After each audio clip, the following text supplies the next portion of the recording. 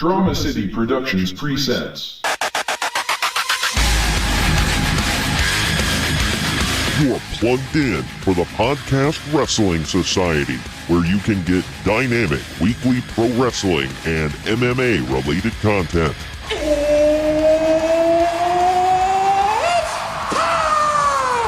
Give us a follow on Facebook, Twitter, and Instagram at PODWRES Society so that you can stay in the know. Faith is the place, and the sky's the limit. And if you like what you hear, give us a 5-star review and hit that subscribe button. Woo! Woo! Woo! Woo! Now, your host, he is the one and only Troy Adams. This is the Podcast Wrestling Society, where we cover all the haps with the graps from the Summerfest weekend. Thank you for joining the Society. I am your loving leader, benevolent host, Midwest Monster, and the intellectual savior of dem asses, Troy Adams. And joining the Society today, back again by minority demand, he is the Kurt Hawkins to my Zack Ryder. Woo, woo, woo, you know it, is Kyle. What up, Kyle? Well, I'm saying I haven't won a match in about 2 years. Give or take, something like that, yeah. Yeah. About on par.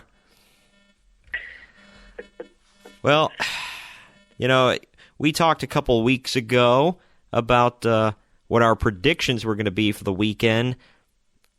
I think I was a little off with some stuff. Yeah, I think I was too. Yeah, and I mean, some things went like how I wanted them to go, some things went how I expected them to go, and some things, I don't know. All in all, I thought SummerSlam, even though, you know, the marks online wanted to poop on it, I actually really liked SummerSlam. I didn't hate on it.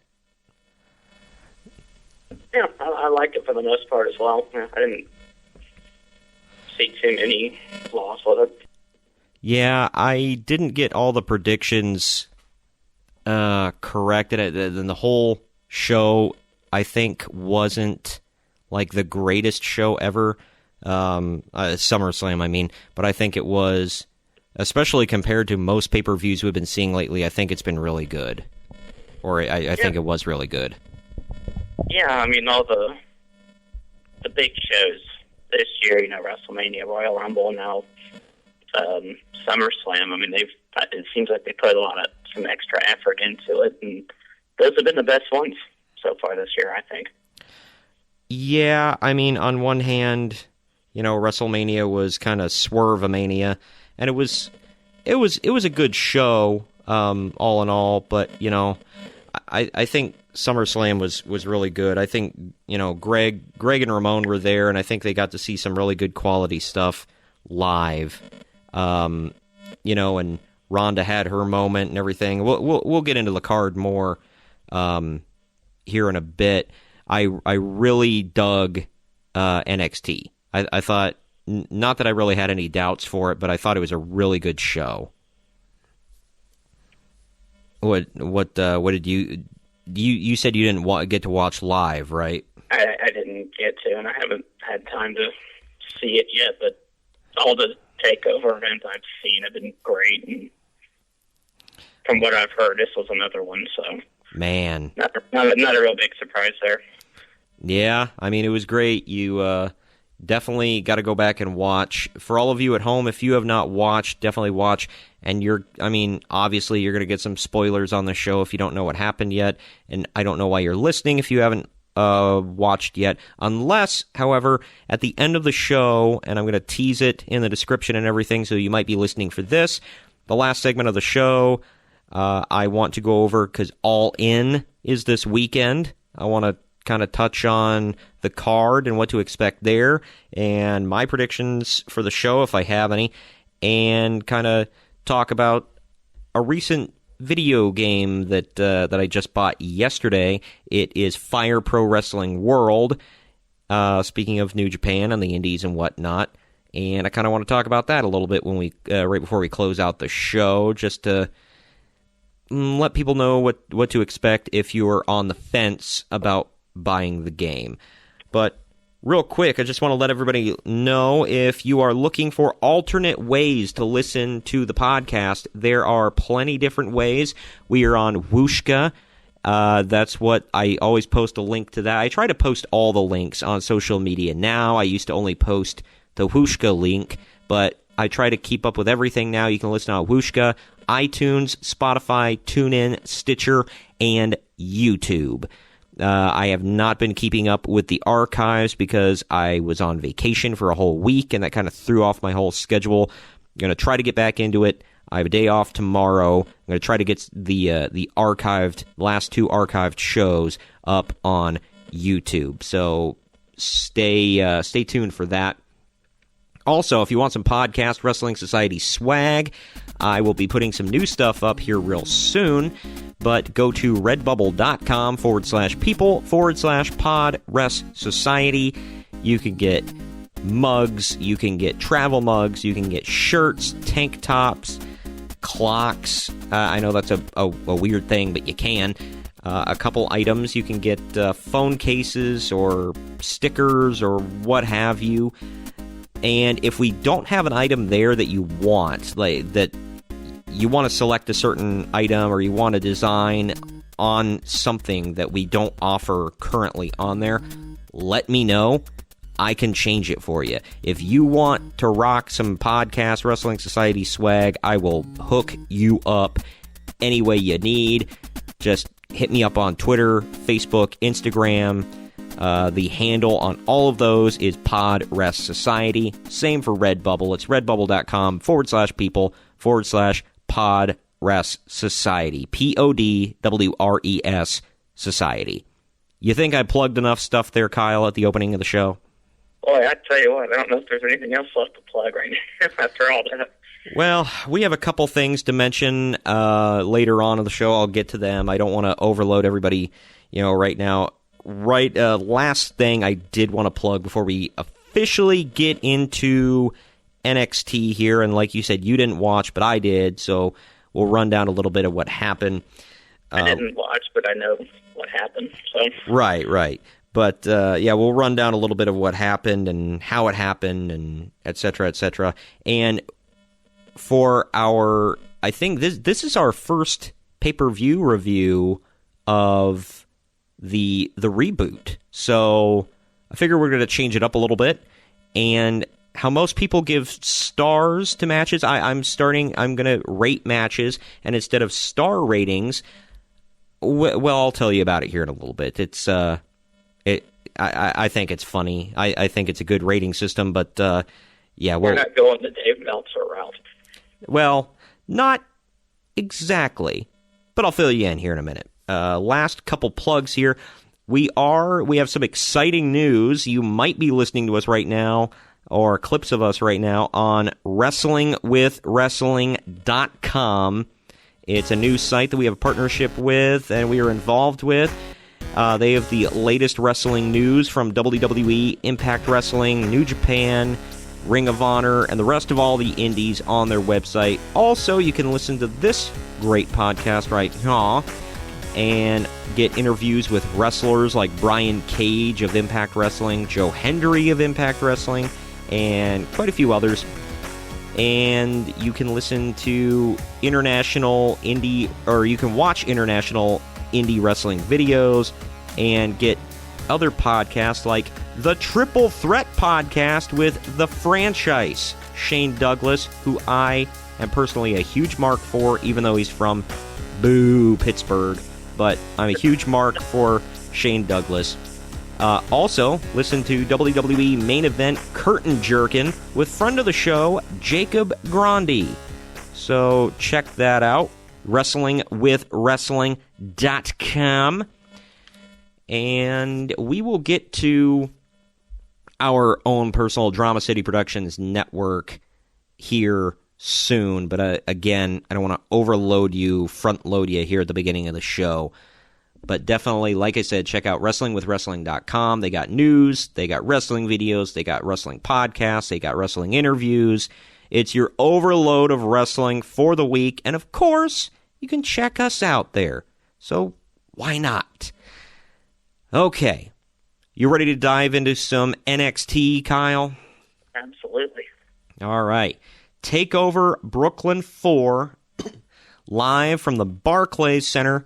I was at the very first ever TakeOver Brooklyn, so this show holds special meaning to me. I've always been a big fan of the Brooklyn show, even though they always make, the TakeOver before WrestleMania special and big and whatever. This one almost seems to me, and I don't know about to you, but this one almost seems like their big show of the year in NXT. I mean, does it seem that way to you? I don't know. It seems like every TakeOver, but it seems that we don't get as many of them as we do, main roster pay-per-views. It seems like they always put a lot of effort into it and make it seem like a big deal. So, I don't know. I haven't really noticed that with individual shows, but... Oh, well, absolutely. I mean, they always make TakeOver feel special, but I don't know. This one to me seems like they put more effort into this one, like a WrestleMania on the main roster. That's the way it seems to me, and Greg was kind of saying the same thing. I think it's because this was the first ever TakeOver outside of Full Sail. So I don't know. It might just be bias on my part, but I can't tell. Let's run through the matches here, and I will give, and I'll just tell you all what my rating system is here. Instead of stars, we're going to parody the star system, actually. We're going to give Uncle Dave's. Oh, boy. Oh, yeah. So instead of 1 star, it would be 1 Uncle Dave. So it's like an insult to anybody, but okay. Yeah. You get an Uncle Dave. Well, I don't. Well, that's enough for all the stars. One Uncle Dave is worth 1 million stars. All the stars, Kyle. Okay. So I am honoring these great workers, wrestlers, sports entertainers by giving their matches Uncle Dave's. So keep that in mind, people. But let's get right into it. The opening match of the night, it was the Undisputed Era defending their recently re-won, easy word for me, I don't think that's a real word, but I just made it up. It is now. Yeah, NXT Tag Team titles against Mustache Mountain. That's Trent Seven and Tyler Bate. Tyler Bate, by the way, has been confirmed for WWE 2K19. So, how about that? Yeah, they had, in last year's game, they had the Europe, or the UK title. The UK title, that's it, thank you. Yeah, they had it in the game, but they didn't have anybody that I know. is even in the picture for it, so now we finally got, Well, they've confirmed Tyler Bate, Pete Dunne, and both of them, the Pete Dunne model looks really good. The Tyler Bate model is so-so. I was hoping for Trent Seven. They still haven't announced the whole roster yet, so there's still a possibility. But we shall see. Kind of late on that, but they usually do that like SummerSlam weekend or around SummerSlam. And Yeah, they do, and they haven't really. They're super late because the game comes out. October 9th. October 9th, yeah. So they only have a month to really drop all the news. Everything has just been kind of like leaking out here and there. Nothing has really been dropped like previous years. So I don't know. Feels like they're not really heavily pushing this game, which is, I don't know. I mean, they are, but they aren't. It's an odd situation. But anyway, the event opened with the Undisputed Era defending the NXT Tag titles against Mustache Mountain. I am using Wikipedia for my rundowns, by the way. O'Reilly and Strong performed the total elimination on Trent Seven to retain the titles. After the match, the War Raiders, Hanson and Rowe, attacked Strong and O'Reilly, ending the attack by performing Fallout on Kyle O'Reilly. So it would appear that the Undisputed Era's next challengers are War Machine. And I love that. or I'm sorry, War Raiders. They were War Machine in the Indies, my bad. But I've always been a fan of the War Raiders / War Machine. Greg is not a big proponent of theirs, but I think they look good here in NXT, and I think they're a good fit. And I'm anxious to see what they do against the Undisputed Era. So, look for that. I think it's going to be a fun feud. Oh, yeah. Well, especially because it's, little guys versus big guys, and that always makes for a fun feud, especially, their styles and everything, because they're not typical little guys against typical big guys either. So, the tag match, by the way, went for 18 minutes and 6 seconds. I rated the match 3.5 Uncle Daves. Get half of an Uncle Dave. Yep. Yeah, so that's only half of Infinity Stars, I guess. We're working out the kinks with the system here, but 3.5 Uncle Daves for the tag team match. And this, by the way, is out of 5. There is no 6, 7-star bullcrap like Dave breaking the scale. This is 1 to 5. You get what you get. Or I guess technically 0 to 5, because, you could get less than 1 if your match sucks that bad. And we'll get to some of those later on, but regardless, none of them on this card. The next match, the Velveteen Dream versus EC3. EC3 looked super amped, super hyped, and it's really weird to see him playing a babyface. I love EC3, but it's odd. I don't know, his character doesn't lend itself well to being a babyface, in my opinion. It was still a great performance, still a great match. Let's see. In the end, Dream executed a cartwheel Death Valley driver, or I guess he calls it the Dream Valley driver, on the apron, and, he hit that, and then he was on the apron, and he nailed the Purple Rainmaker onto EC3 while he's on the apron. It was weird, but cool, and he got the win. His tights had airbrushed on the back, Call Me Up Vince. So... Yeah, I heard that kind of created a little bit of controversy, but... Yeah. I would love to see both of those guys called up. I think EC3 is one of those guys that, while he's really good, I think... Just like I said, I don't think he lends himself to being a babyface very well. Kind of like Bobby Roode's okay with it, but I think he's a much better heel. I don't think EC3 lends himself, his in-ring style lends itself to NXT super well. I think he would look better and do much better on the main roster. But I don't know. I've heard a couple other people say that as well. This match, I also gave 3.5 Uncle Daves. Very good match. Not the best I've ever seen, but really good.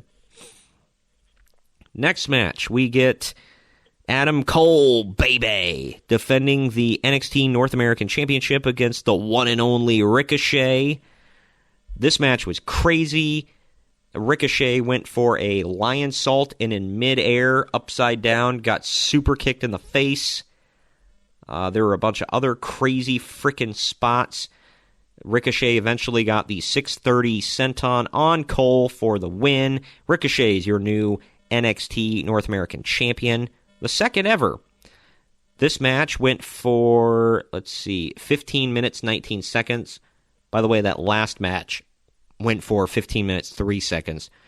So, some longer matches on TakeOver, which I like. They don't overload the card. This one I gave 4 Uncle Daves. It was a fantastic match. I love these two dudes. So, congratulations to King Ricochet on his victory, even though I love Adam Cole, baby. It appears as though Adam Cole is going to be starting a feud with Keith Lee. So, that will be interesting, because Keith is a very large, very beefy man. Big, sweaty man. And Adam Cole is rather small, so... Well, Vince is going to want him on the main roster here pretty soon, if that's the case. Yeah, I really hope that they have the Undisputed Era drop the titles and get called up with him, like as a whole, because I think they could do really well as a group on the main roster. But they at least got to keep them around to throw them into the, what am I thinking of? Help me out here. The cages, War Games. War Games, yeah. Yeah. They at least got to keep them around for War Games one more time before calling them up. So we'll see. It's going to be when Survivor Series is?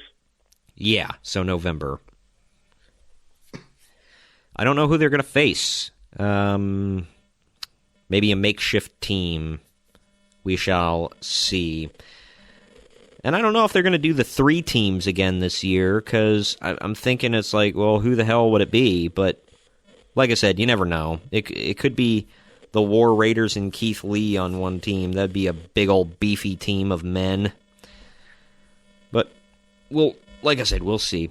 Next we get to Shayna Baszler, the Queen of Spades, defending the NXT Women's Championship against Kyrie Sane. This match went for 13 minutes, 37 seconds. Kyrie Sane gets le win with... Let's see. The match ends with Baszler attempting the Kirifuda clutch, but Sane countered into a roll-up and won the title. I gave this match, this was my lowest rated match on the card. I gave it 2.5 Uncle Dave's, but at the same time, I thought it was a pretty good match. Probably Shayna's best that I've seen so far in NXT. So... Kyrie really brought out the best in her. They had a really good, I think Shayna was on her game, and Kyrie was really on her game. Both of them looked great in more ways than one. And this was a rematch of the finals of the Mae Young Classic from last year. Yep, and it ended the same way. Familiar with one another. Yeah. And it ended the same way the last one did, with Kyrie getting the win. But this time, instead of a big old trophy, she gets a big old title belt. It's a championship, pal. It's not a belt. God dang it. I think that's the right move. It's about time they, did something good with Kyrie Sane. From what I've seen from her, I've been pretty impressed, and I'm glad she's got that title belt. Hopefully it's a good run for her. Yeah, same here. I think she's really talented, really charismatic. The crowd loves her. I don't know how she'll translate on the main roster. That's still yet to be seen. But for right now, she's great. Let's get right into the main event, shall we? It is Tommaso Ciampa defending the NXT Championship in a last man standing match against Johnny Gargano. This match went for 33 minutes. 42 seconds. Crazy long. And let's kind of go through the rundown here on Wikipedia. Ciampa performed an air raid crash on Gargano through an announce table, who stood up at the 9 count. Ciampa performed 3 Project Ciampas on Gargano. However, Gargano stood up at the 9 count. Gargano performed a super kick on Ciampa, who was seated on a chair, and then Ciampa performed a lifting double underhook facebuster on Gargano onto the steel steps, but Gargano still stood up at a 9 count. Gargano performed a slingshot DDT on Ciampa onto the exposed floorboards of the ring, but Ciampa stood up at the 9 count.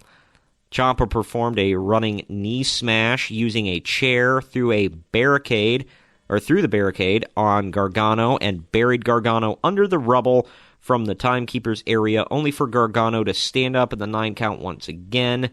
Gargano performed a super kick on Ciampa, who fell through 2 tables on the exposed concrete. However, Ciampa used a crutch to stand up at the 9 count. On the stage, Gargano threw Ciampa into the LED screen and applied the Gargano escape. Gargano used handcuffs to bind Ciampa to the stage and began to perform super kicks on Ciampa. In the climax, Gargano performed a running knee smash on Ciampa, but fell onto some production equipment. Ciampa stood up at the 9 count. Gargano could not stand up by the 10 count, thus Ciampa retained the title. After the match, medical personnel tended to Gargano as Ciampa silently taunted him with the belt. And that ends TakeOver. And I assume this feud. Some people were trying to say, oh, Gargano was legit injured, and they changed the finish of this match on the fly. I'm like, how big of a freaking mark are you, man? Like, really? It's like, oh, yeah, they just changed this on the fly. Let me tell you, like, eat me. Come on. You've got to be insane to sit there and honestly think, oh, I'm an insider. I'm an insider. I know things. You don't know anything. Shut up. But anyway, I gave this match 4.5 Uncle Dave's. It was crazy. It was a no-sell contest, but it was great. I love all their stuff. They do everything. They hit each other with everything but the kitchen sink.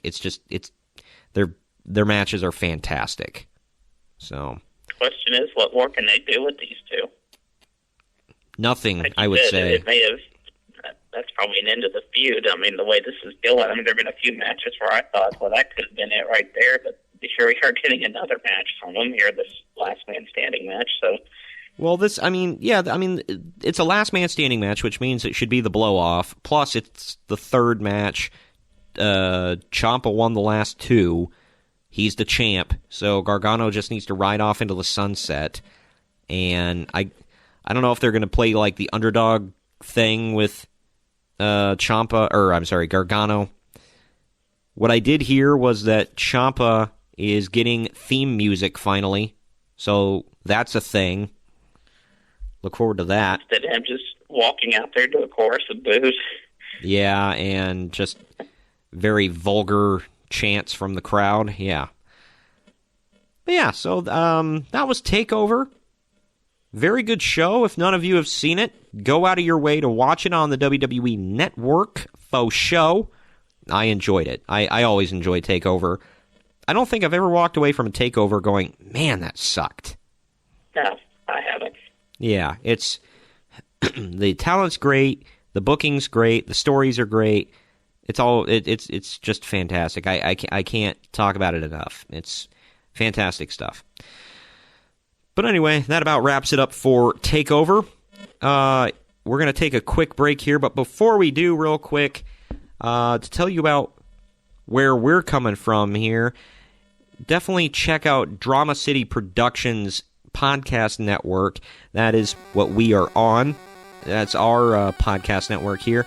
You can hit them up at DCP Network on Twitter or at Drama City Productions on Instagram, or search for them on Facebook, Faux Show.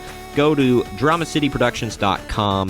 Has all the podcasts you know on the network that you want to listen to. Some great ones that we're going to let you know about here soon. Also, this great podcast, Chino's Hip Hop Stop, where you can get the latest on hip hop and rap, R&B and soul music, the NBA, NFL, esports, style, celebrities, games, and much, much more. They talk about Chino's Hip Hop Stop, and we're going to tell you about some other ones here soon. You can hear more about the Regular Stories and Small Town Mentality podcast in our upcoming promo breaks, which we are going to take one right now, let you know about one of those great podcasts here on the Drama City Productions Podcast Network, dramacityproductions.com. We'll be right back. Drama City Productions presents.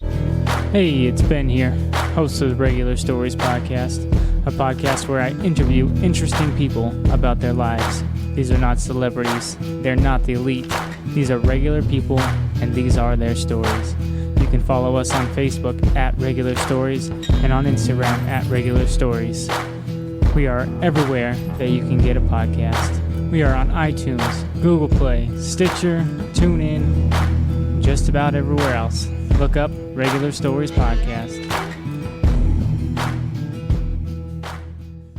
All right, y'all, we're back from our break to talk some more WWE. This time from SummerSlam weekend. We have moved on past NXT. We're now talking the big show, I'm not talking about the wrestler Paul White. I'm talking about the big show of SummerSlam 2018 from the Barclays Arena. Yeah, he wasn't on the card. Yeah. I don't know if I'm upset about that. No offense to Big Show, but my God, just... Anyway, this is... He's had a hell of a career. I mean, you gotta give him... Oh, well, yeah. Lasted. For sure. I mean, no disrespect, but, he's not he's not the giant he once was. Let's just say that. No. Real quick, before we dive into SummerSlam, just reminding you all, if you go to redbubble.com/people /podrest society, PODWRES society, I want to tell you about some of the shirts you can buy. I told you I'm going to put some new ones up here real soon. You can get one with one of the podcast logos on it. You can get ones that are about the list. One just says, "What's the list, bro?" And it's in Jersey Shore lettering, so check that out. One of my personal favorites, it says, "Uncle Dave says plans changed," and it's got 5 stars below it. And it's in Hulk Hogan colors, brother. Speaking of Hulk Hogan, we've got Hobo Mania running wild if you want to show your Hulk Hogan / Hobo Championship Wrestling pride. We've got Hobos Still Rule in the Hulk Hogan style lettering. You can get one with the HCW Hobo Championship Wrestling logo on it. You can get another one. It's one of the fake HCW shows in WrestleMania lettering. It says "A Dayton with Destiny," which is an actual thought-up name for a show. And below, in parentheses, it says, "Yeah, Dayton," which is what Greg and Ramon always shout every time I mention the word Dayton. You get, you can get Hobo Effin' Wrestling in the style of the ECW lettering, somewhat.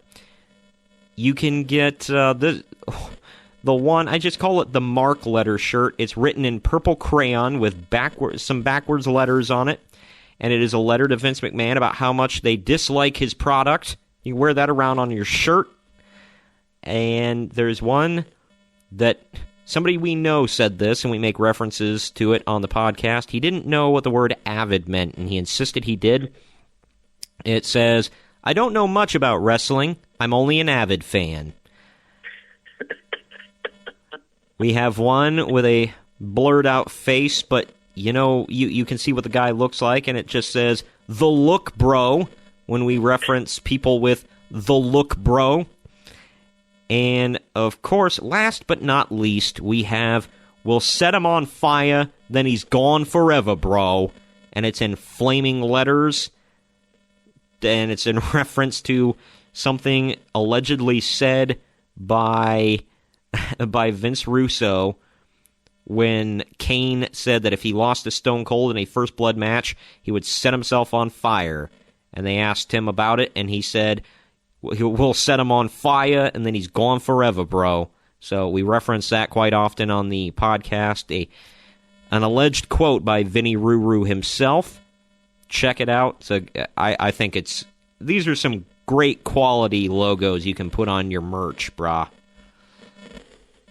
But that is just the humble opinion of this guy right here. You ready to get into some SummerSlam, Kyle? Oh, yes. After I'm done peddling my wares for all of you, that's right, I'm just a simple man that would like you to pay me for my merchandise.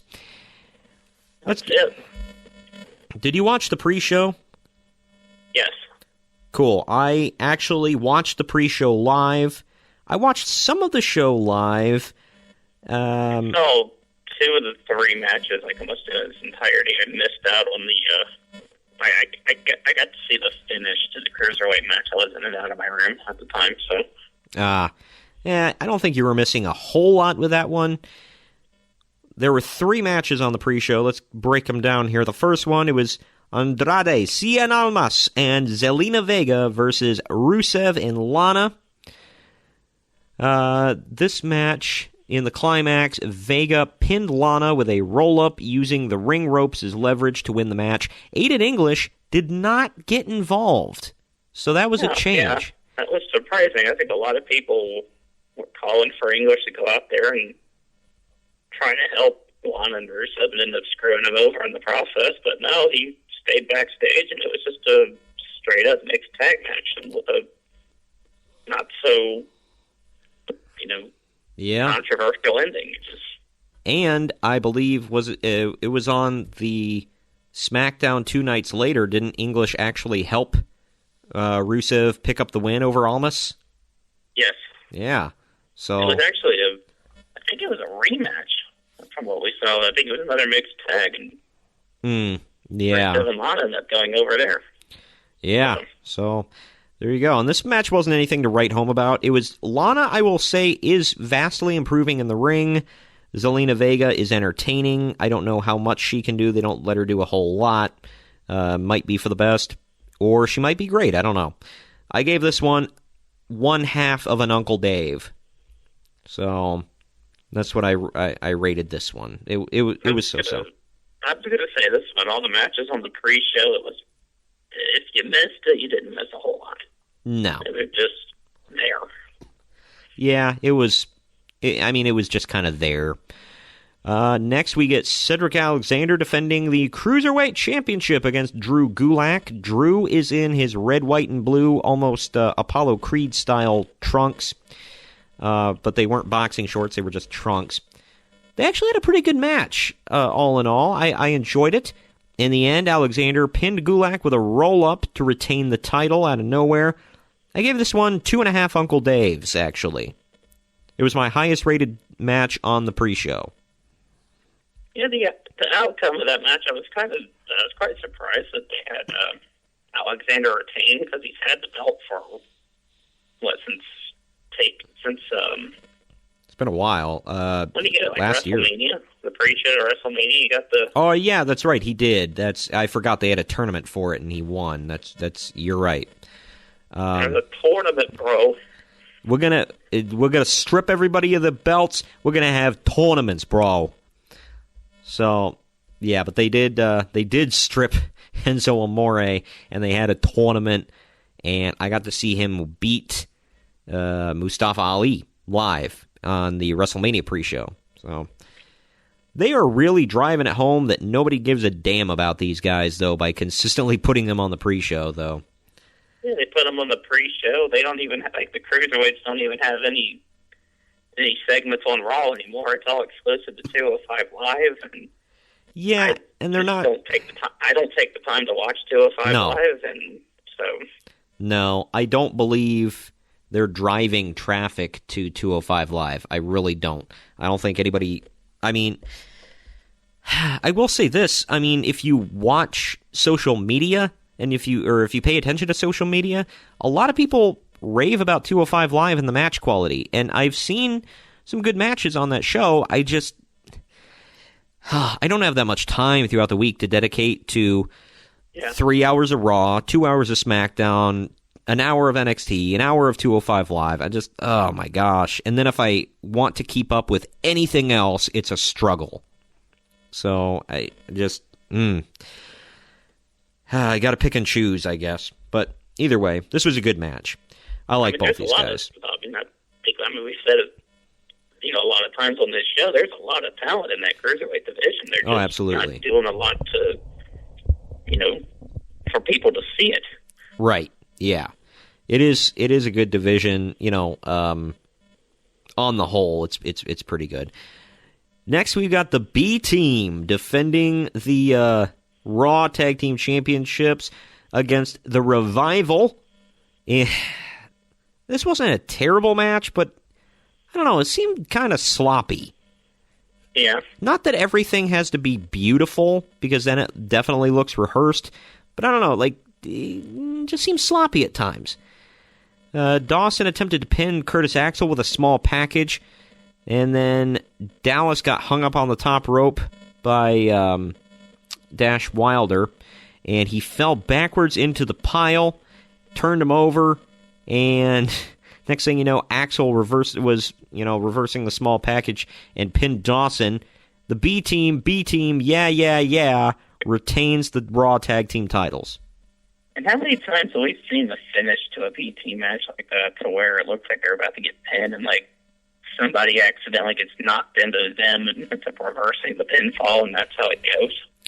Yeah, well, I think they're putting over the fact that these guys can't really, they can't really win like very well. They're good, but they're more lucky than good. But I think that's how they defended the titles against Matt Hardy and Bray Wyatt on the episode of Raw that we went to. Yeah, I believe so. Yeah, something to that effect. It's always they win by luck, So they get that last minute hurrah. This match I gave 2 Uncle Daves. It wasn't a bad match, wasn't a great match. It was just kind of it was a match. But they followed up.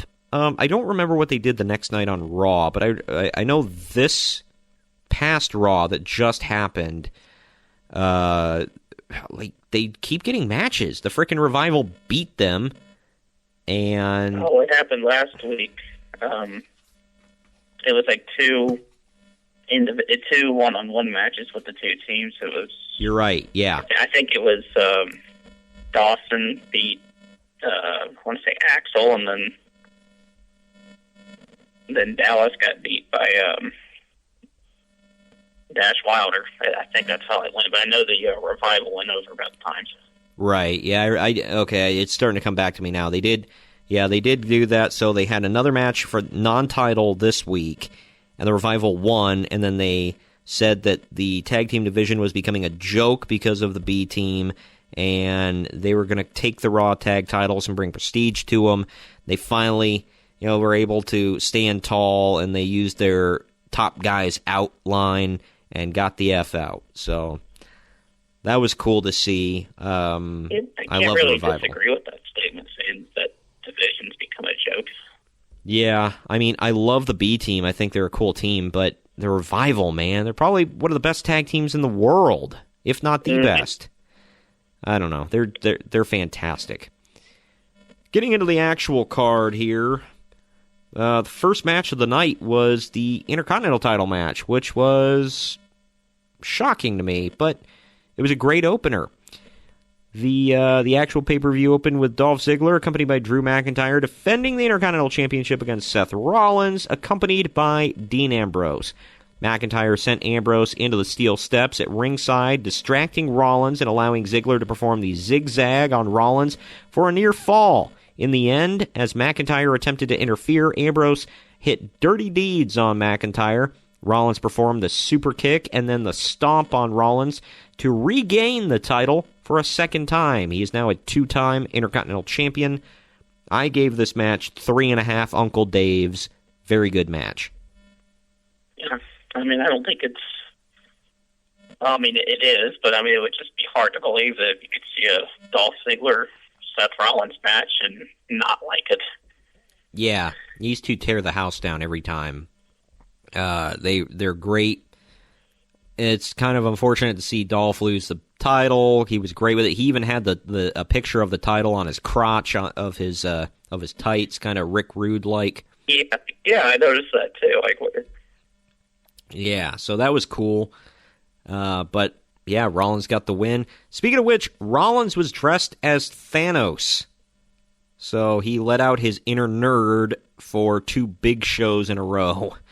Because he was dressed as, and forgive me, I don't watch Game of Thrones, but I guess he was the Ice King for WrestleMania. And for SummerSlam, he was Thanos. He was the Ice King? Yeah, from Game of Thrones. And they yell "Burn it down" in this entrance music. It has something.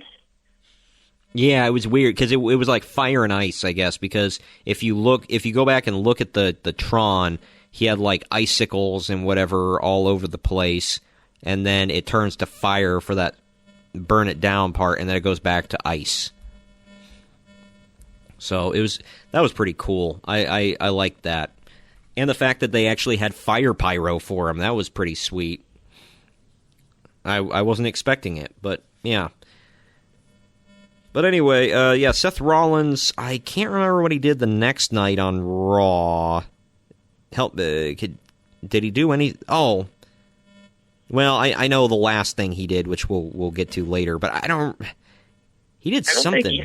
don't think he had an actual match. I know he was at ringside with Dean Ambrose. Ambrose took on Dolph Ziggler in a really good match. And that's right. Yeah. Okay. So he was there, but he wasn't, doing anything much. So they continue their fighting with Ambrose and Rollins against Dolph and Drew, and this. We'll get to their continued feud here in a moment later, when we get later on in the show. Next, we move on to the next tag title match. They got this one out of the way early. It was the Bludgeon Brothers defending the tag team titles, or SmackDown tag team titles, against the New Day, which this time was Big E and Xavier Woods. The match ended with when Rowan struck Woods and Big E with a mallet. Thus, the New Day won via disqualification. However, the Bludgeon Brothers retained the titles. I will say I gave this match 2 Uncle Daves, like the last tag title match. However, I thought it was probably the best Bludgeon Brothers match I've seen. Yeah, this thing was really hard hitting. Oh yeah, a lot of physicality in this match, and this was just a straight up tag team match. It wasn't what we saw the following SmackDown, which we'll get to here. But oh yeah, it was a great match, and we got to see the tricep meet. These four just beat the tar out of each other, and unfortunately, Rowan got hurt in the match. Yeah. So it seems like that always happens between Rowan and Harper. It's like one of them will get hurt, and then they'll come back, and then the other one gets injured. It's like, well, it's because we saw that all the time when they were in the Wyatt family. Yeah, they can't keep it together. They can't get momentum. Like, I don't know. They can't get going, basically. It's really annoying. But instead of continuing their feud, they have a random rematch for, well, I guess it wasn't random because, the New Day won via disqualification. So they have their rematch on SmackDown, and the New Day wins. In a disqualification match. Yeah. It was good. If I recall, it wasn't very long. Although I don't know, it was 2 weeks ago, so I don't remember. It was a decent match. It was the main event of the night. Oh, yeah, okay. I'm thinking of, yeah, you're right. Main event of the night. Yeah, and the New Day are now your 5-time tag team champions of the world. And because of that, this week, they brought out King Booker, who came out to honor them and do spinneroonies with them. And then I gotta do that damn gimmick one more time. Yeah, he's gotta dust that one off. But he came out for them, and it was a pretty cool segment, doing the spinneroonies and all that. It was cool. Big E just kind of laid on his back, and the other two spun him around. But yeah, and now they will defend their tag team titles against, we're not quite sure yet, but because they're having 2 triple threat tag matches, right? Or just the one? Okay. Well, the one we saw this week, not the week after, not 2 nights after SummerSlam, but this past week, yesterday, as a matter of fact, was the Bar won a triple threat match against the Good Brothers of Luke Gallows and Carl Anderson, and of all people, friggin' Primo and Epico, the Colognes. Yeah. That was actually a good match, though, and Primo and Epico didn't look like jabronis. I couldn't believe it. I mean, we saw the Colognes on SmackDown. Monday night on Raw, we saw the Ascension take on Bobby Lashley in a handicap match. Like, we see the Ascension and the Colognes in 1 week. Yeah, it was weird. But only one of them looked good, by the way. Yeah, but, unfortunately. Yeah. Yeah, so that was that. That's what's going on with the SmackDown tag title picture now. We go on to Braun Strowman defending the Money in the Bank contract against Kevin Owens, with the stipulation that if Strowman could lose the contract by any means, that's pinfall, submission, DQ, countout, whatever. Kevin Owens even got a new outfit for this.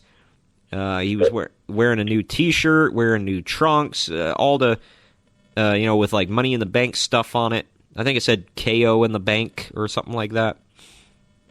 But he came out.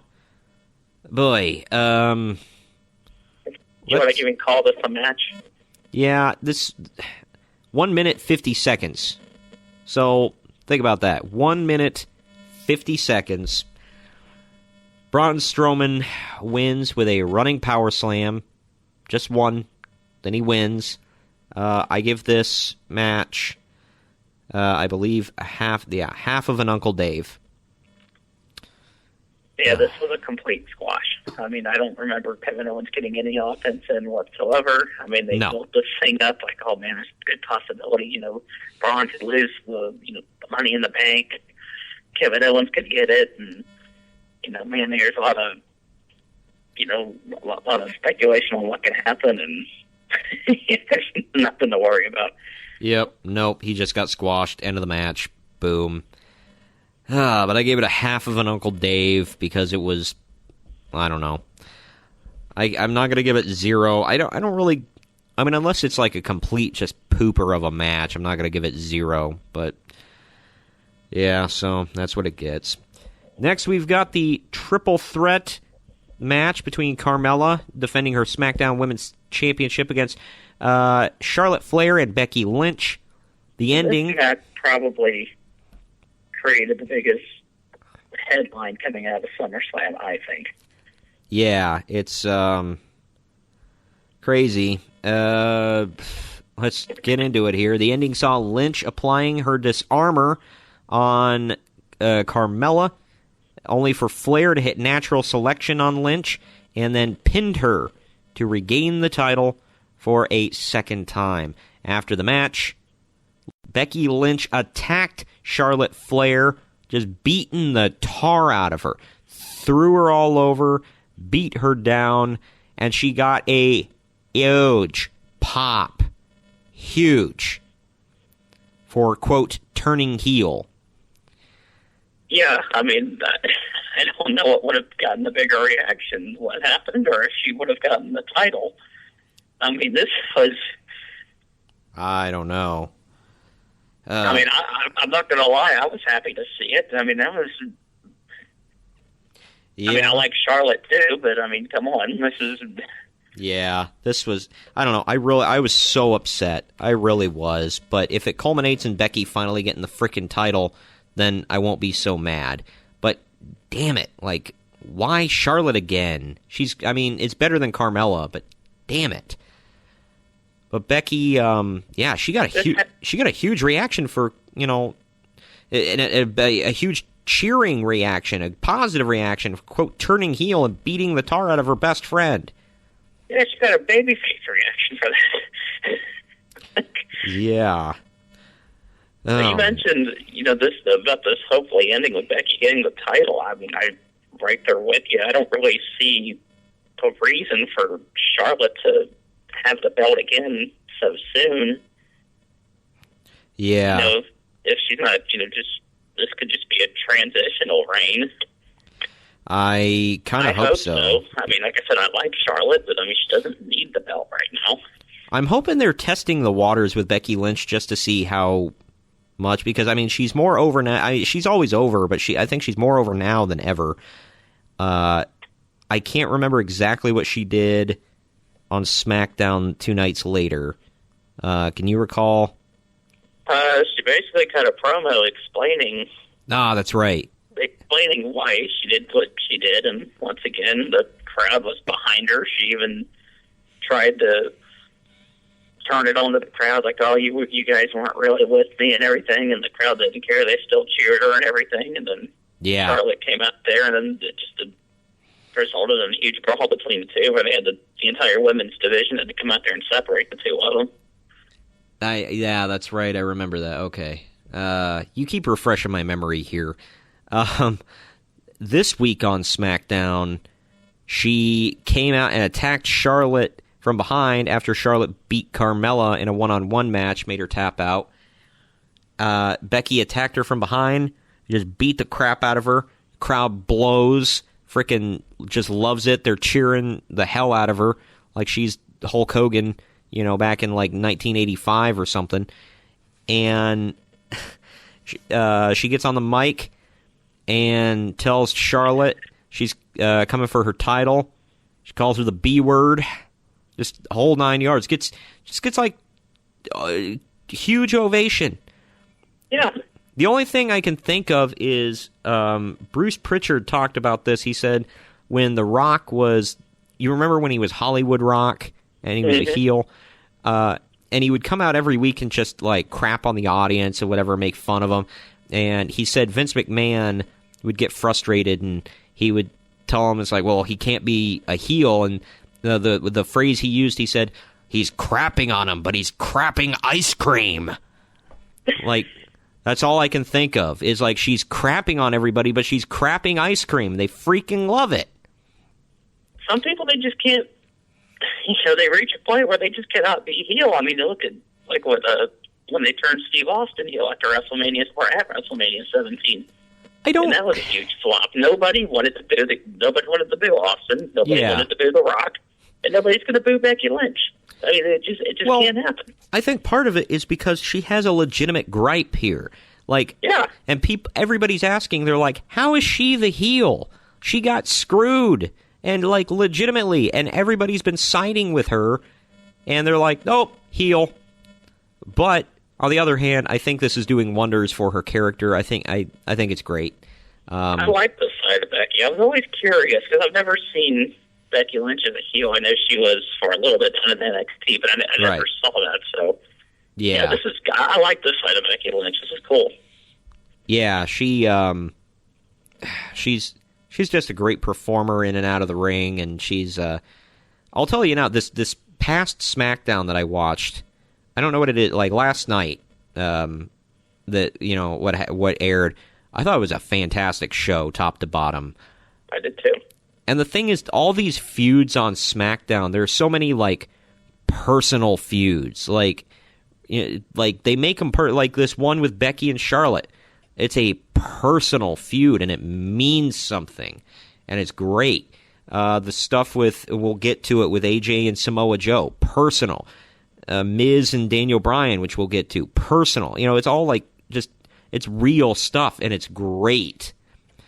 That's something that SmackDown has had ever since the brand split. It's like SmackDown has a totally different feel from Raw. It's like it's more real, like you mentioned, and that's something that's kind of separated the two shows. And the SmackDown tag division, they don't have any like per se personal issues going on, but it's a fun division, and they always have great matches, no matter who the teams are. So yeah, they've got all the elite tag teams on SmackDown right now. Yeah, right. I know. I struggle to name more than 2 or 3 tag teams on Raw, and it's sad. I think, I don't know. Raw has some good moments, but all in all, it's okay. But I'm guessing they've got different people writing for SmackDown, and they got different people writing for Raw. There's no way these can be the same. It's completely different people, two different teams, and I think Triple H has more of a say on SmackDown, so that should tell you something. Getting on with the show here. Speaking of Styles and Joe, the next match is AJ Styles defending the WWE Championship against Samoa Joe. First time I've seen these two do battle since TNA. So surprised at the placement. Well, I really shouldn't be surprised at the placement of this match. The way they've had it with AJ Styles as WWE Champion again, which makes no sense to me. You've got who I think is the best wrestler in the world, carrying the biggest, the most prestigious title in WWE. I don't care what they say about the Universal title. The WWE title's the biggest one. Exactly. And yeah, it plays second fiddle to a title we haven't seen in quite a while on a regular basis. So I will say I'm not disappointed that it didn't close the show considering how the match ended. However, I am disappointed that it was so far down the card. Like, this was pretty low. Like, I mean, it was like the middle of the show, I think. So, I don't know. But getting into it here in the climax, as Joe continued to taunt AJ Styles had his wife and daughter in the crowd, and Joe got up on the table, on the announcer table, and said, Daddy's coming home, or something like that, and Styles went and tackled him off the table, started beating the tar out of him, and he tackled him through the barricade off the table, actually. And then Styles attacked security personnel and struck Samoa Joe with a chair, causing the disqualification. Thus, Samoa Joe won the match. However, Styles retained the title. Kind of saw this coming because they needed to set up for something at Hell in a Cell. So, and somehow throughout that sequence, I think didn't Styles, like, his head bounce off the steel steps or something? He ended up getting busted open in that sequence. Yeah, I didn't see how, but yeah, he got busted open at one point, and he's all bloody and sweaty, and he goes out to he tells his wife and daughter, "Oh, sorry," and he tries to pick up his daughter, and she doesn't want anything to do with him. She's like reaching out for mom right away. It's like, ugh. And like, if you can see her, Daddy just tried to kill him. And like, what? Yeah. Well, then she looks at him and she goes, "Daddy, you're bleeding." Like, yeah, he is. And then they just leave. I'm like, man. Last week on SmackDown, it became a big meme and a big gif around everywhere where Styles got attacked by Samoa Joe and just got the crap beat out of him on the stage. And then Joe grabbed the microphone and got in the camera and he said, "Oh, Wendy." And he said that he was sending AJ Styles home sooner than later. And I guess he wants his rematch. This past week, I'm trying to... Oh, Joe wasn't even there. He was on the Tron, and he had a cell phone that he supposedly called AJ's wife with to say that he was going to show up for barbecue within the next couple of days. So, first off, how did he get her number? I don't know. That I was wondering that too. Like in kayfabe land, yeah, how would he get her number? I mean, unless he stole her phone or something. I don't, or his AJ's phone. Sorry. Other than that, I don't know. His new shirt. Like, I don't know, like, who the hell is, like, falling asleep at WWE with these T-shirts, man? These T-shirts that they've been coming out with lately, most of them have sucked. Like, Joe's just says, Joe, Joe, Joe, Joe. It's like, okay. That's all they can think of, right? Yeah, the Miz's, I think, just says A-lister on it. It's, like, super basic. They've come out with like a lot of really cheap, basic, crappy-ass T-shirts. Jeff Hardy was wearing one of his recently. It's just blue with a white picture that he painted, but it's like all like white outline, whatever. And it's just bleh. I do like the new Dean Ambrose shirt. I actually bought that here recently. Yeah. I think that one looks good. Yeah, that one's good. I just realized I forgot to let everybody know I gave the Triple Threat Women's title match for SmackDown. I gave that 3 Uncle Daves. It was a pretty good match. Probably the best match I've seen Carmella in. But when you're being carried by 2 of the best women's wrestlers in the world, you know, it's kind of hard to look bad. And this match, Styles and Joe, even though it had a funky ending, 3 3/4 Uncle Daves. And we're really getting technical now. Yeah, it was almost 4 stars if it wouldn't have had a funky ending, and I know why. I'm not mad about the funky ending.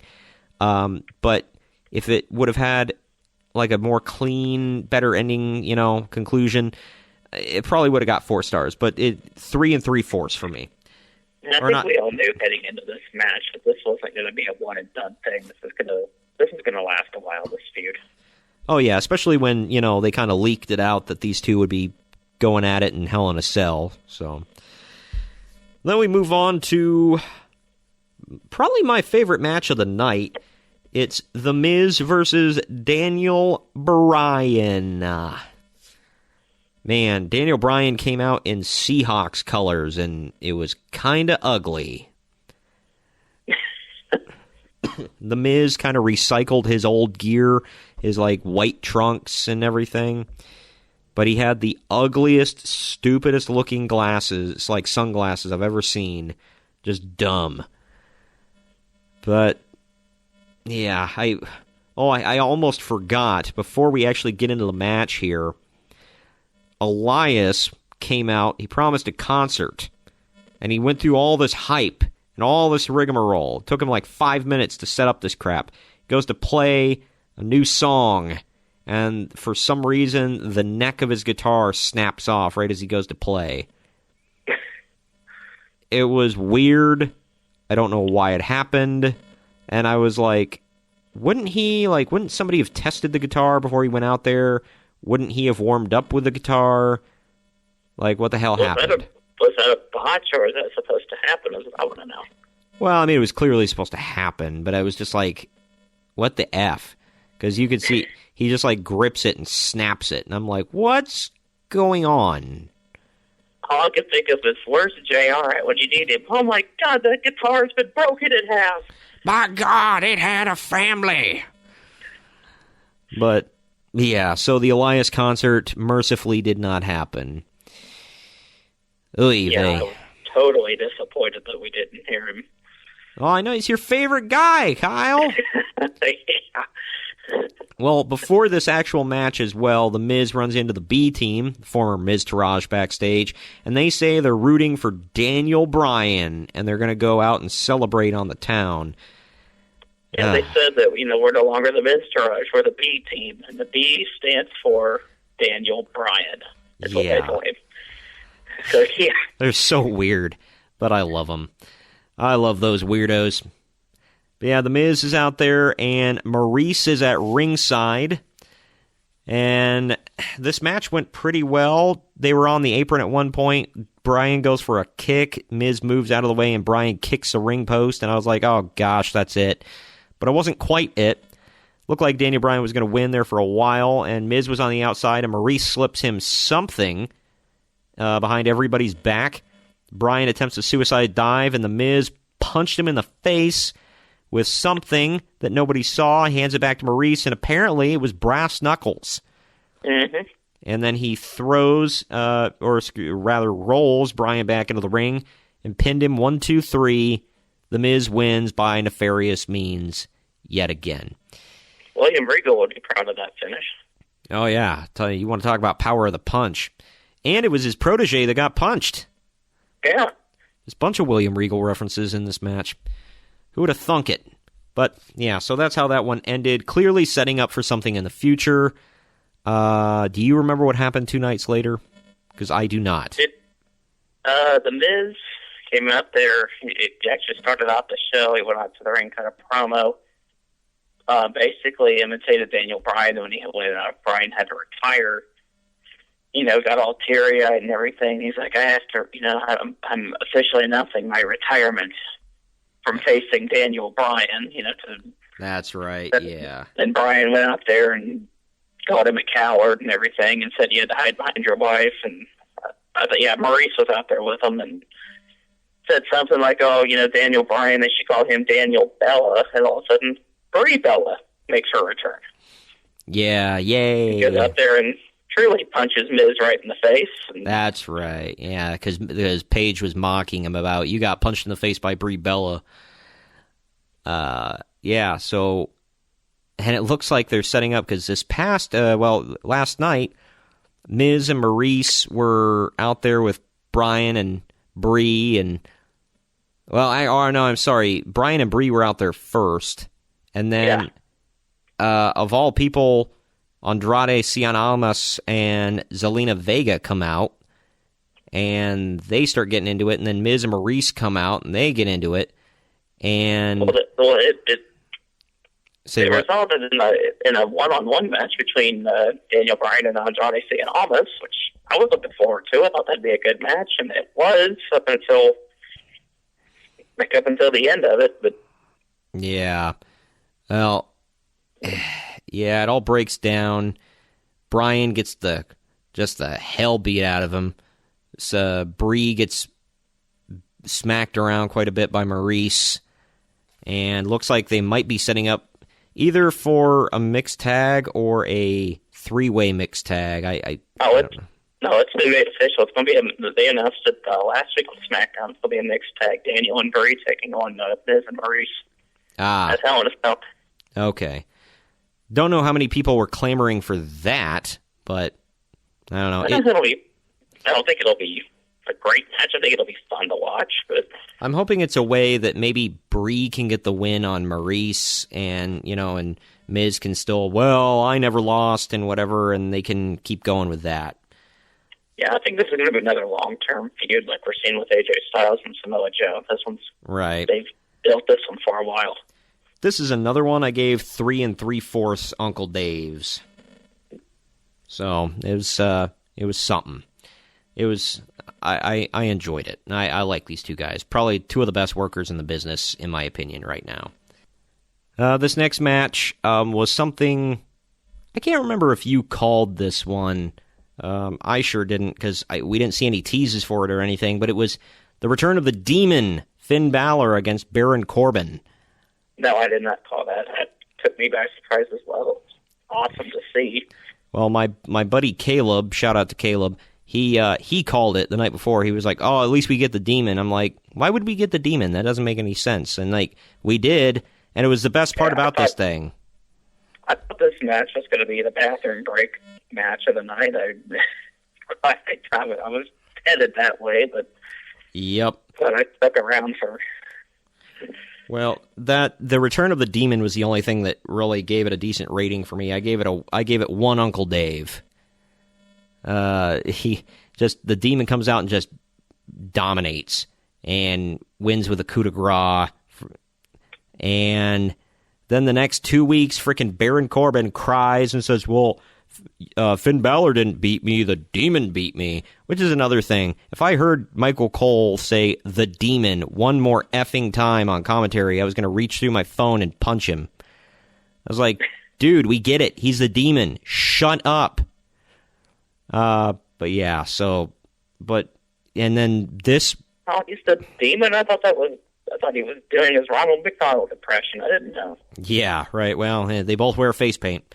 Or do they? Maybe that's just Ronald's skin. We'll never know. Either way, something ain't right about that damn clown who is smuggling burgers in his gigantic pants. But regardless, so this 2 nights ago, Baron Corbin, who is now the acting general manager of Raw, as Kurt has been put on leave for indefinitely.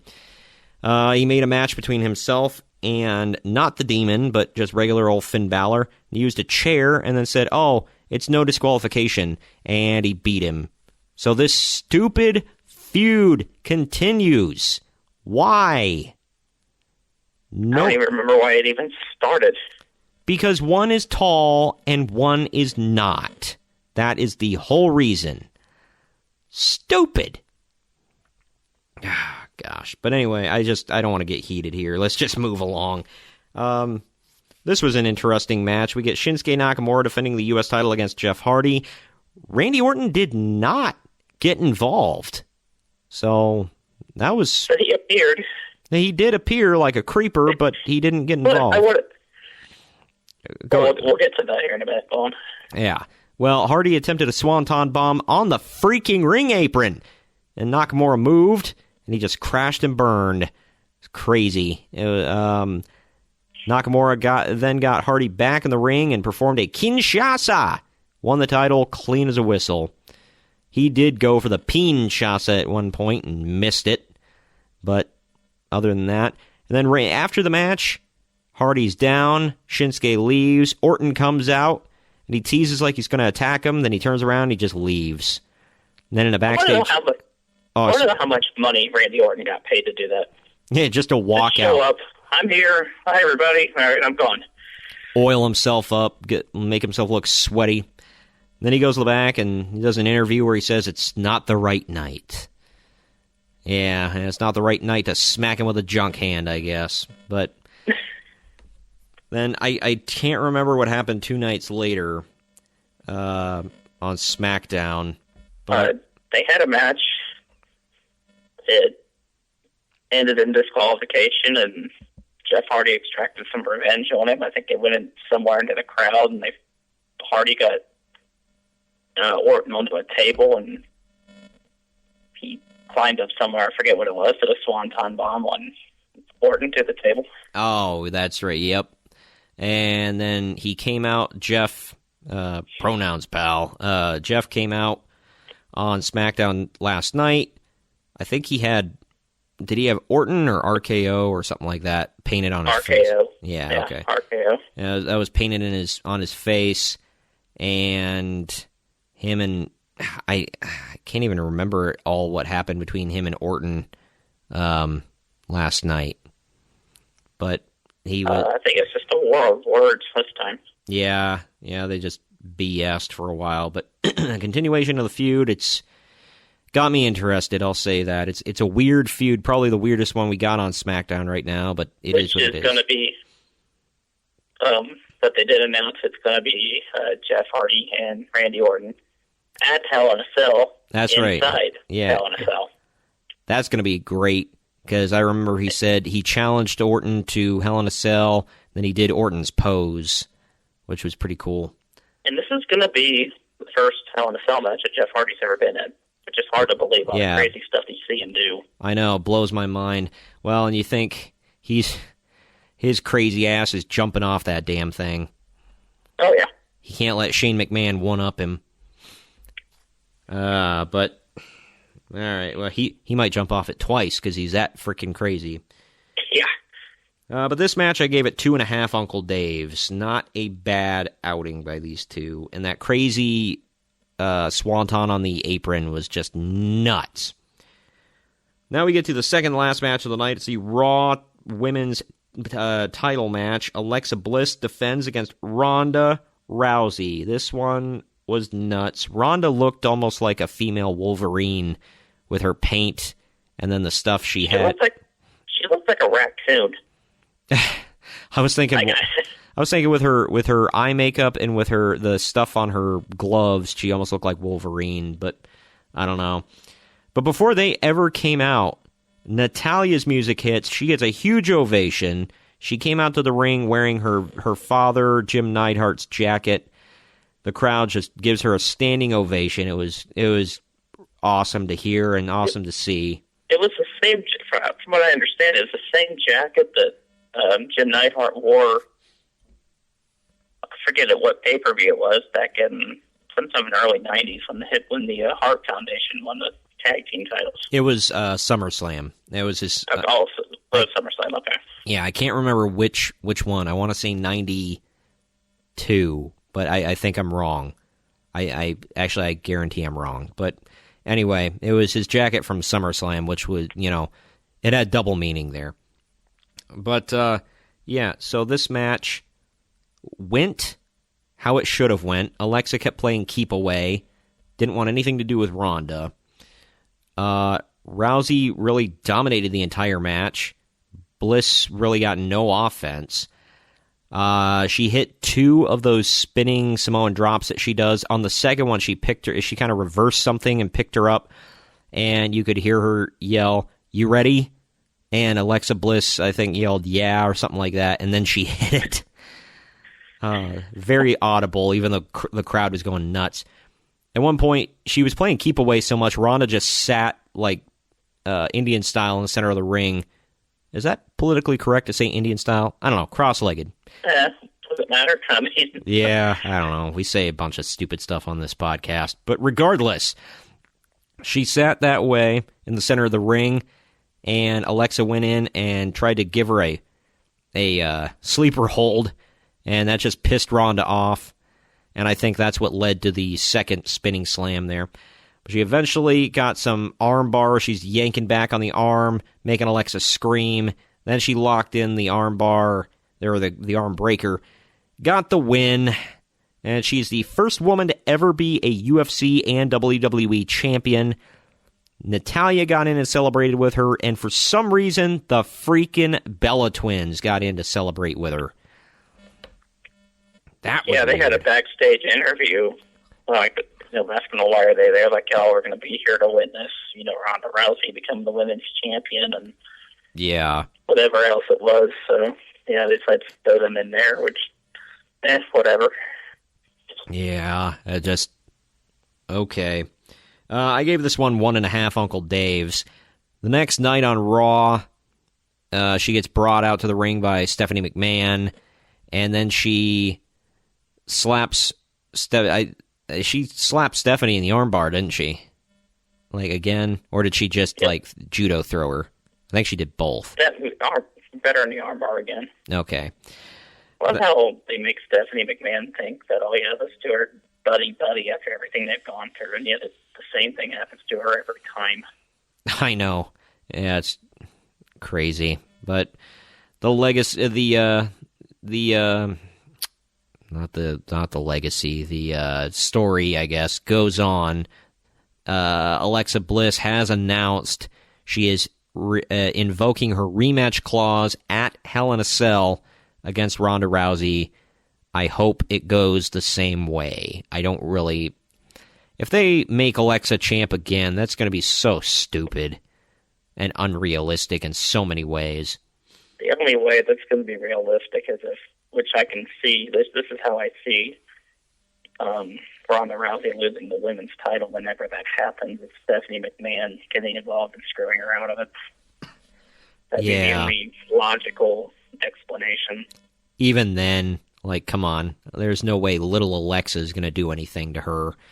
It would kind of take away a lot of her credibility. But anyway, and Alexa will be taking on Trish Stratus at Evolution. So, yay, I guess. I'm looking forward to it. Should be good, but I think Trish is a better worker. But, I mean, I don't know. We'll see. The match... That's going to be fun for Alexa Bliss, because I've heard her say in interviews, people have asked her, who I guess she can work a match with anybody of her choice. What would her dream match be? She the first words to come out of her mouth was Trish Stratus. So there you go. Yeah. Well, let's. I know you got to wrap things up here, so let's move along with this main event here. By the way, that match was only 4 minutes long, lasted about as long as it should have. Same thing with the main event, 6 minutes 10 seconds. Brock Lesnar defending the Universal title against Roman Reigns. So it was crazy.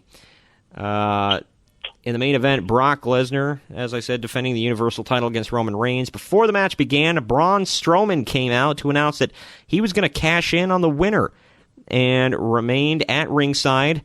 A lot of people said this was so that, to distract the crowd so that they wouldn't boo and try to hijack the show again. As soon as if that's what it was, it worked. Yeah, the crowd was hot for this one. As soon as the match began, Reigns surprised Lesnar with 3 Superman punches and 3 spears. And then Lesnar applied a guillotine choke, only for Reigns to counter into a spine buster. Lesnar performed 2 German suplexes on Reigns. As Reigns attempted another spear, Lesnar avoided it, resulting in Reigns accidentally performing a suicide dive out onto Braun Strowman. Lesnar then performed an F5 onto Strowman outside and then beat the hell out of him with a briefcase and whipped it up onto the stage. And then Lesnar attacked Strowman with a chair, just laying him out. So no cash in tonight, folks.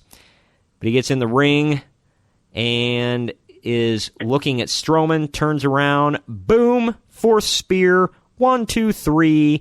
Lesnar's reign of 504 days is over. Quite surprised that it lasted, that it didn't last, that the match itself didn't last that long. Yeah. I mean, I shouldn't be, given that it's a Brock Lesnar match, but... Right. Well, just given what we've seen from these two, we've had some pretty long, drag-out battles, like what we saw at WrestleMania, so... Right. Kind of an underwhelming finish. Yeah. but I think they just kind of wanted to wrap things up. And I mean, and one thing I noticed, Brock Lesnar is still, he's always a huge man, but you can tell he's losing a lot of weight getting ready for UFC again.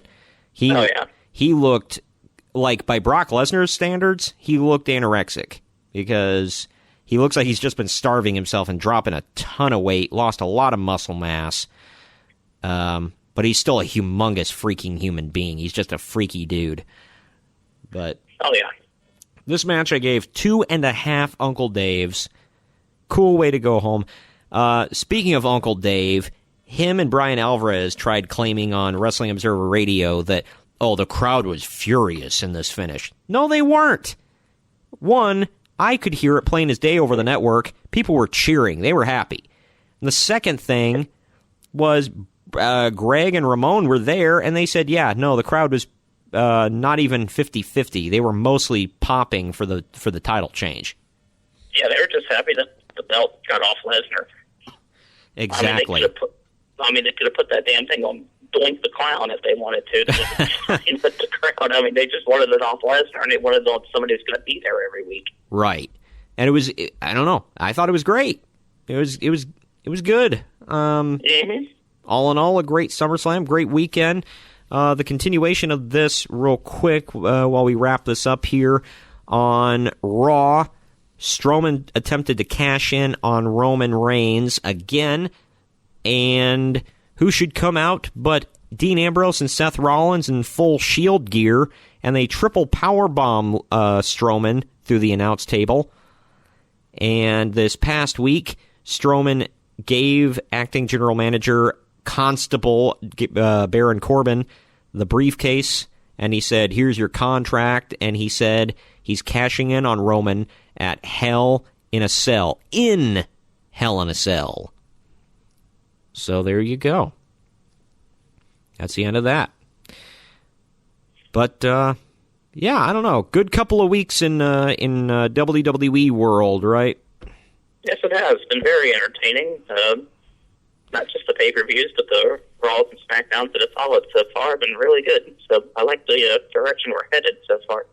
Yep. It's been a crazy couple of weeks, and it's going to be a crazy rest of the month in Vinny's duplexes of suplexes. So, good times. I'm more enjoying SmackDown than Raw, but Raw is still pretty decent. All in all.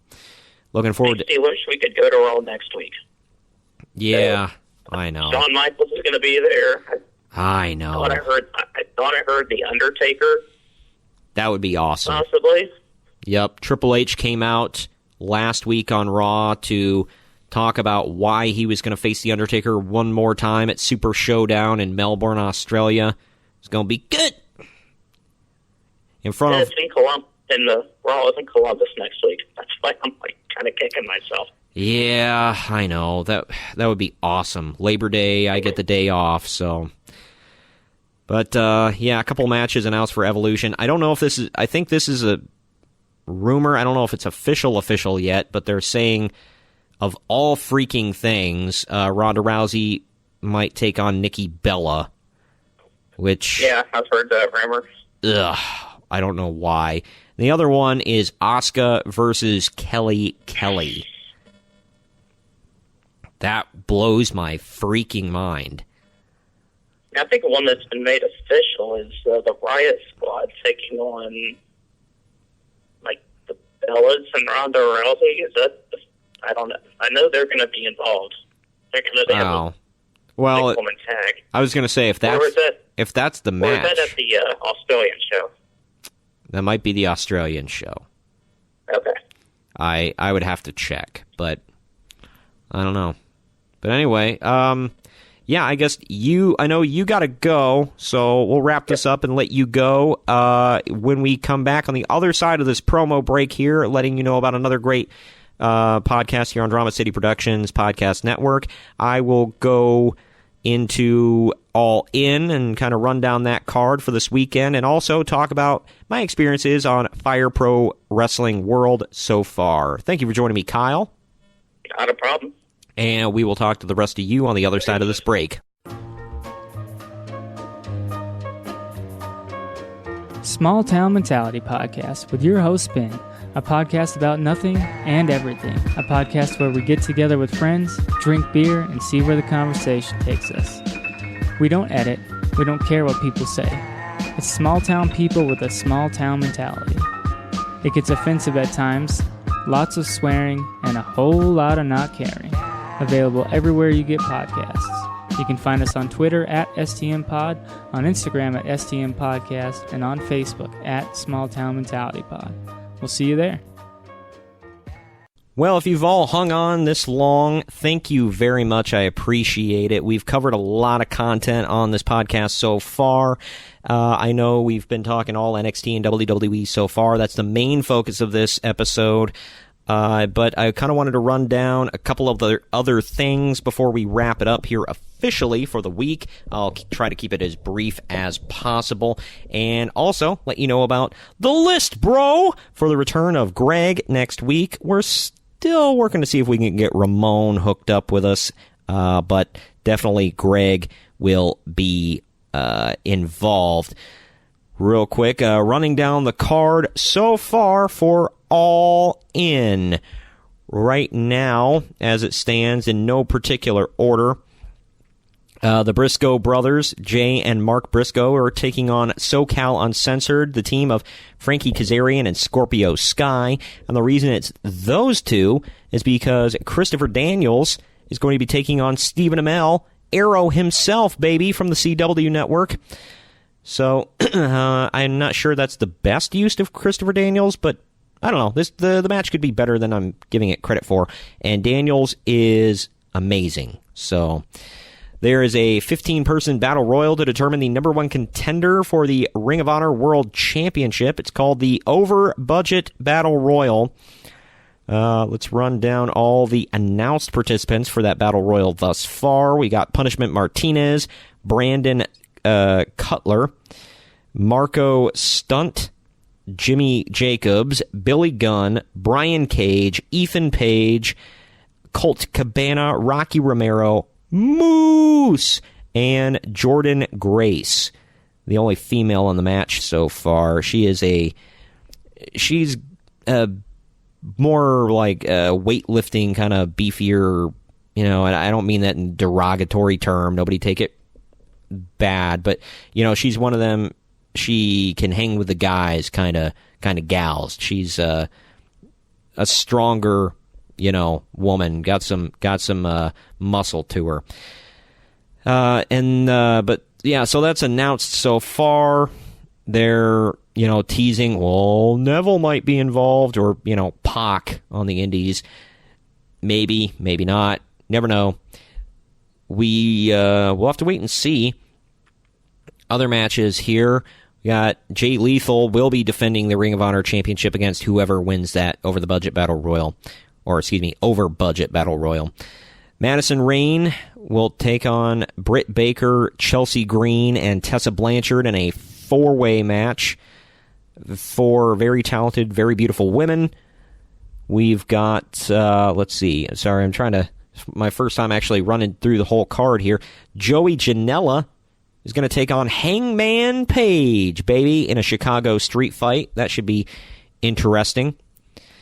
Kazuchika Okada is facing the villain Marty Scurll. And we've got a six-man tag match. It's Rey Mysterio, Phoenix, and Bandito versus the Golden Elite. Matt Jackson, Nick Jackson, and Kota Ibushi. That should be a damn good match. It's going to be a spot fest from hell, but it's going to be, well, I should say a spot fest from heaven. It's going to be crazy. Going to be great to see. We've got Kenny Omega versus Pentagon. Very much looking forward to seeing that one. That should be really good. It's one of the most hyped matches on the card. And the main event of the night, Nick Aldis defends the NWA World's Heavyweight Championship against Cody Rhodes.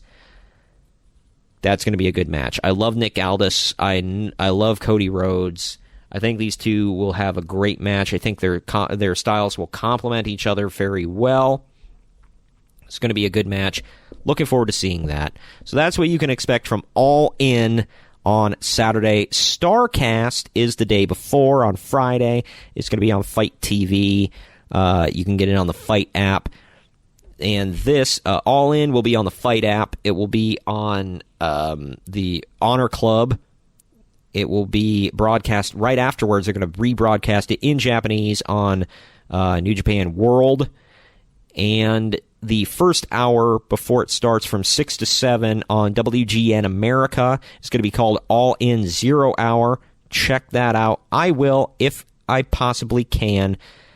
It's going to be a big night in pro wrestling, ladies and gents. It's going to be a historic night from Chicago, Illinois.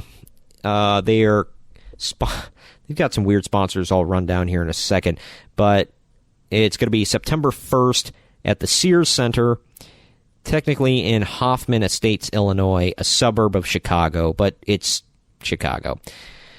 The sponsors are Cracker Barrel, Hot Topic, Pro Wrestling Tees, and TGI Fridays. Cracker Barrel and TGI Fridays are the ones that just make me laugh. Earl Hebner's actually going to be on this show as a referee. So is Jerry Lynn. That's crazy. Todd Sinclair. And they've got Alicia Atout and Sean Mooney as the interviewers. That's pretty cool. The commentary team is going to be Don Callis, Excalibur, and Ian Riccaboni. I apologize. I've never heard of him before. And the ring announcers are going to be Justin Roberts and Bobby Cruz. By the way, Riccaboni, whatever the hell, I guess, is the commentator for Ring of Honor, and I never knew that. I didn't know the guy's name. He's not terrible, though.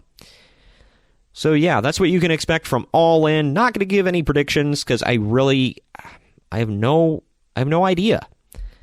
I really can't hazard a guess at this point.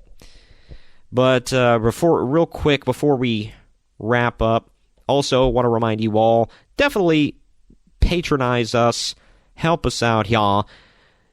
We've got some great swag for you. One more time, just letting you know about redbubble.com/people/pod society.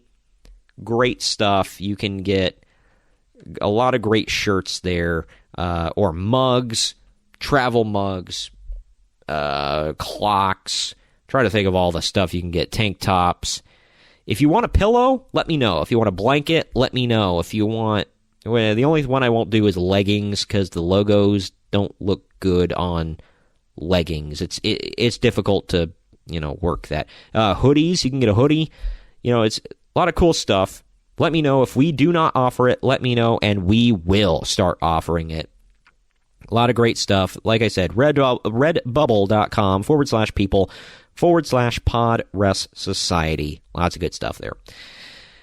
Last thing I want to touch on before we wrap up. I just bought Fire Pro Wrestling World for PlayStation 4. So far, good game. One thing I will complain about every single freaking time I try to create a wrestler, it boots me out and says that there's an error and whatever. It's a glitch in the game. I don't know if anybody else is having the same problem. If you are, please let me know. Twitter, Instagram, Facebook, whatever the hell, whatever way you choose to get a hold of me. I just want to know, am I the only one having this damn problem?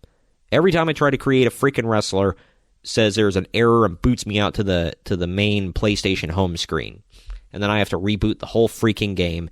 It's pissing me off. I wasted an hour and a half creating a guy on 2 different occasions. Combined, it was an hour and a half. Just wasted my freaking life, and I'm pissed. I did the training, because at first I tried playing the game cold, never played it before, and it was terrible. I couldn't understand it. I didn't get it. I went into the training missions. Boy howdy, if you've never played this game before, do yourself a favor, do those training missions. They're frustrating as all hell, but they are useful as all hell, and they're great. I like the fact it's not a realistic game at all, like with the movements and the just how everything works. It's not very realistic. However, Aaron, and the models are 8-bit, whatever. They're not fantastic looking models, but still fun. It was a little addicting, very frustrating. And I'll say this, I'll compliment the game. Each wrestler that they have has a different personality. They wrestle a certain way. There's, guys that will, bite, scratch, claw, rub your eyes, hit you with weapons, whatever, and they're just like, they cheat the whole match if they can get away with it, and they'll bust you open if they can. The blood looks okay in the game. Like I said about the personalities, there's wrestlers who are, you could tell, legitimate wrestlers, and they'll suplex you and do submissions a lot and stuff like that. And it's really cool and not, something you don't see. That's the only thing, if I could port one thing over into the WWE games on 2K, that would be it.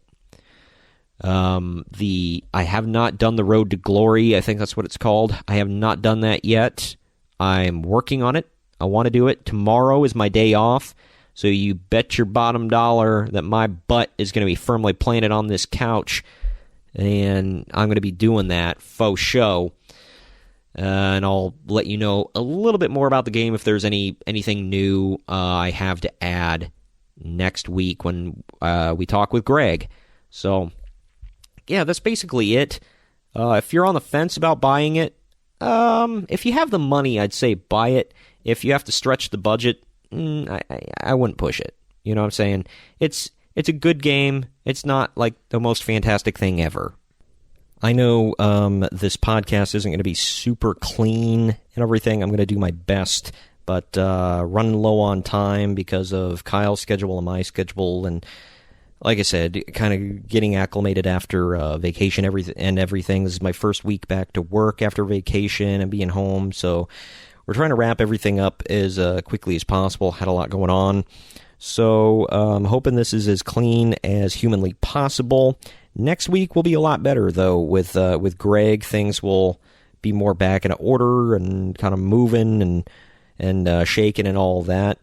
Our list for next week, Greg and I will go over the top 10 most shocking wrestling moments of all time. That's big league, huge, shocking wrestling moments. Got it in there, the Trump reference. Boom. Anyway, yeah, so that does it for this podcast. Thank you all for joining me today. Have a very fun and safe, right? I emphasize that, safe 3-day Labor Day weekend. It's going to be good. I get Labor Day off. I hope you do too. Enjoy it. Enjoy the last unofficial weekend of summer. And have a good time. We'll see you next week. Later.